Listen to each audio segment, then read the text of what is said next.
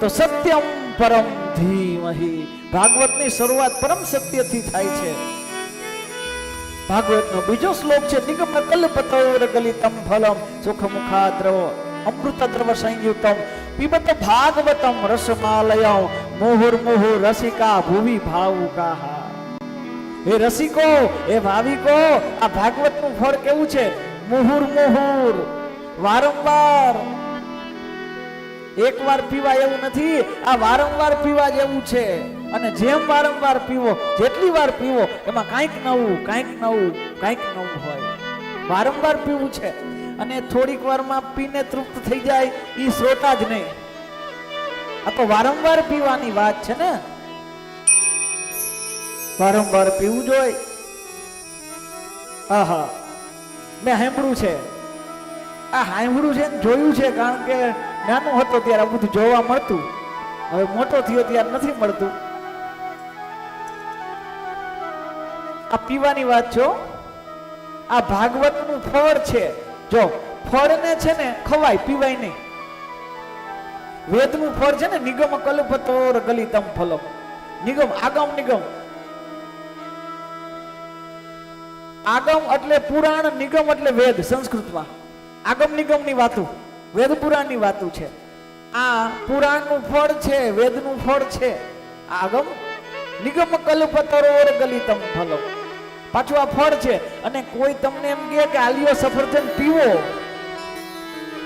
તો પીવાય? ન પીવાય ને. તો આ ફળ ખાલી કેવું છે?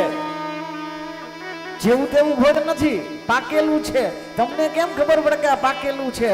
બધાને ખબર છે કે પોપટ જેને ચાચ મારે ને ફળ પાકેલું જ હોય, નકર પોપટ ચાચ મારે જ નહીં. તો આમાંય સુખદેવજી જેવા પોપટે ચાચ મારેલું છે, આ ફળ પાકેલું છે. અને સુખદેવજીના ચાચથી મીઠું થયેલું છે. પાકેલું ફળ છે ને એ કોઈ દિવસ ડાળમાં રીએ નહીં, પડે જરે. પાકેલું ફળ હોય ને એ પડી જાય, કાચા ટીંગાઈ દે. જેમ પાકી જાય, જેમ ગળ્યું થાય એમ સીધું ગળી જાય, તો પછી નીચે પડી જાય ને. તો આવડી જગ્યાએ મોટેથી ફળ પાકેલું પડે તો પછી તૂટે નહીં. આ ફળ તૂટ્યું નથી, હજી આવું ને આવું છે. કારણ કે ડાયરેક્ટ નથી ફળ્યું, ક્રમે ક્રમે એક ડાળમાંથી બીજી ડાળ, બીજી ડાળમાંથી ત્રીજી. ભગવાન વિષ્ણુએ બ્રહ્માજીને આપ્યું 4 શ્લોકમાં, ચતુર્શ્લોકી ભાગવત. અને અહીંયા બ્રહ્માજીએ એમના પુત્ર નારદને આપ્યું, નારદે વ્યાસને આપ્યું, વ્યાસે એમના પુત્ર સુખદેવજીને આપ્યું, અને સુખદેવજીએ આપને બધાને પરીક્ષિતના રૂપમાં આપ્યું. પછી ડાળ શાખામાંથી પડતું એટલે ફળ પડ્યું નથી. નિગમ આ પુરાણનું ફળ છે. નિગમ કલ્પતરોર ગલિતમ ફલ, આ પીવા લાયક છે. શેરડી હોય તો ગઈઢાવ ન ખાઈ શકે, પણ શેરડીનો રસ તો પી શકે ને. આ પીવા લાયક છે. અને યાદ રાખજો, મુખથી પીવાય ને તો એની ઉર્ધ્વ ગતિ થાય, અધોગતિ થાય. આ મુખથી પીવાનું હોત ને તો અધોગતિ થાત. સમજાય? તમે પાણી પીવો ને તો પછી એની ઉર્ધ્વ ગતિ ન થાય. પાણી ઊંચેથી ગ્લાસથી ઊંચું આવે, પછી મોઢામાં જાય, મોઢામાંથી ગળે, ગળેથી પેટમાં, આમ નીચે નીચે નીચે નીચે ઉતરતું જાય. એની ઉર્ધ્વ ગતિ ન થાય. પણ આ ભાગવતનું ફળ કાનથી પીવાનું છે. આ મુખથી પીવાનું નથી, કાનથી. કારણ કે કાનથી જે પીવાય ને એની ઉર્ધ્વ ગતિ થાય. કાનથી મગજમાં જાય, મગજથી વિચારમાં જાય, વિચારથી વ્યવહારમાં જાય, અને વ્યવહારથી માણસની આમના પ્રગતિ થાય. તો માણસ પાપી હોય તો પરમહંસ થઈ જાય, અને નરકમાં સડતો હોય તો સ્વર્ગમાં જાય. આ ઉર્ધ્વ ગતિ કરાવે. એટલે ભાગવતનું ફળ છે. આ પીવા લાયક ફળ છે. પીવા લાયક છે ને. હા, આ પીવું 7 દિવસનો ક્રમ છે. ભવ ઔષધિ છે. બીજા બધી ઔષધિ તો તમને અંદરના શરીરના રોગ મટાડે. ભાગવત તો ભવ ઔષધિ છે. તમને ને મને ભવોના રોગ થઈ ગયા છે ને એ મટાડવાનું કામ આ ભવ ઔષધિ કરે છે સાહેબ. હા, અને ઓલા પીવા વાળા હોય ને, પીવા વાળા સમજો ને, ઓલા પીવા વાળા,